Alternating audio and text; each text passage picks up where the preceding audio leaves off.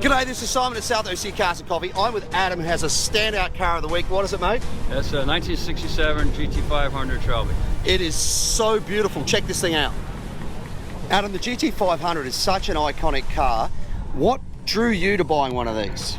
Well, I've had a couple Shelbys, but I really wanted the 67 in this particular color, so it took me a while to find this color, but I just love the Shelbys. It's beautiful. How many of these do they make? Do you know? There's one of 43 in this color combo, which is called Night Mist Blue with the parchment interior. Yeah, let's have a look at that interior actually while we're here, because that is just absolutely beautiful. Look at that beautiful parchment. I don't think the cup holders were original on the center console. I had to have somewhere to put my soda, so I've had to put a center console in. I take it out when I go to shows. Yeah, that's a smart move. I love the fact that you've made it so you can do that. But yeah, I'm with you. How do you drive around with a drink and coffee in it if you've got nowhere to put it? That parchment interior is really special because it's something you sort of would think of as more as being a luxury car, not so much a sports car like this. So I can imagine that was a pretty rare thing for people to spec. It was. Most of them were black, and then with the dark color, it just really makes it pop. Yeah, it's just wonderful. And just things like these stand out, the scoops that were here and here. Were they purely aesthetic or were they slightly functional? Certain years they were functional, and like halfway through the year they make them non-functional. Right. So 67 and a half they became non-functional just for aesthetics, but it's cool. And this, I mean, that classic wood rimmed steering wheel. And then also a speedo that goes up to 140 mile an hour, and a tack that goes out to 8,000 RPM. That's not something you got on a stock Mustang, right? No.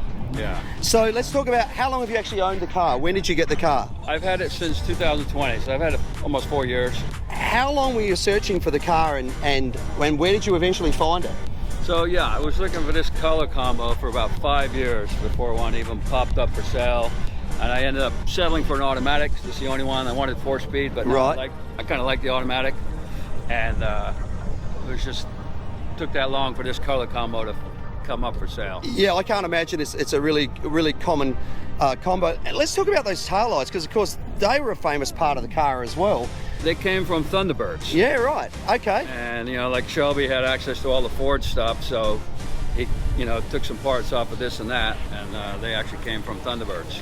Oh, that's I mean, it's just such a standout thing. The wheels are beautiful, of course. Yeah, the mag stars. And I love the fact you got those original Goodyear, I guess they're a ply. Yeah, the bias ply tire on that. The look. They don't drive the grass on the freeway to get caught in those grooves, but it's all about the look. They tend to get a little bit. I remember putting a set of bias plies on a car years ago and finding that it was swaying all over the road, and I went, I'm going to go put some steel radials on it as well.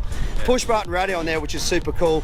And the one thing I want to talk about right around here on the front, we were talking about this earlier, these iconic driving lights, these center driving lights. And I asked you, what was do they all have them? Were they an option? Tell us about what you were telling me about that earlier. Well, it was an option in 67. The early 67s had the center beam headlights. Yeah. 67 and a half, DMV said they were illegal like that, so they put them on the outside. So the more desirable, the early 67s had they're called centerboard headlights. Yeah, they look just absolutely great. Yeah. Especially with that, I mean, everything lines up because you've got obviously the stripes coming down, you've got the hood scoop, and then you got these lights that all fall into there. The seat belts. Yeah. The roll bar with the seat belt, harness belts. It's so cool. Hey, let's have a look at the magic part under the hood. Okay.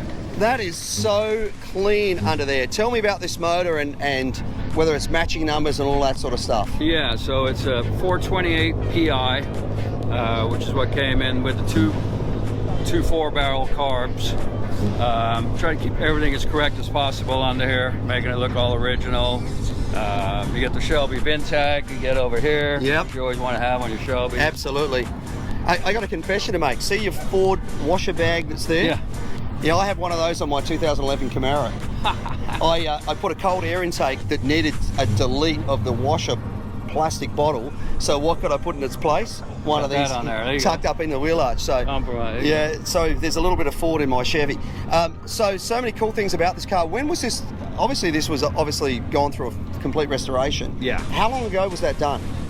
Just about 6 months ago. Wow, I mean, it just looks so. Even the battery on this thing looks great. Exactly. The terminals, everything. You've been obviously really fussy. Yeah. I wanted it to look everything down to the tiniest little details, a lot of little things. You go on the forums and the guys are really helpful. They tell you what to do and stuff. It's just so great seeing that. I mean, everything from just looking at the fact that it's got an original looking radiator and radiator cap on there, and that's one of the things a lot of people change. Love the fact that you can still see this fiberglass underneath the hood, of course, which is that whole Shelby signature thing. And I love this assembly for holding these lights down here. I mean, this was all proper construction. It wasn't like a lot of cars that were done, when you pulled back the veil, you could see there was a lot of rough stuff being done. Yeah. This is super neat and done absolutely beautifully. Absolutely love it. Well, Adam, as our very worthy Car of the Week winner, you get this Maguire's complete kit, which consists of the hot shine foam, the quick interior detailer, perfect clarity glass cleaner, ultimate wash and wax, hybrid ceramic detailer, and the microfiber towel. Keep this absolutely beautiful, pristine Shelby GT500 Mustang in the condition it's in. Thank you so much for bringing it out, mate, and congratulations. Thank you.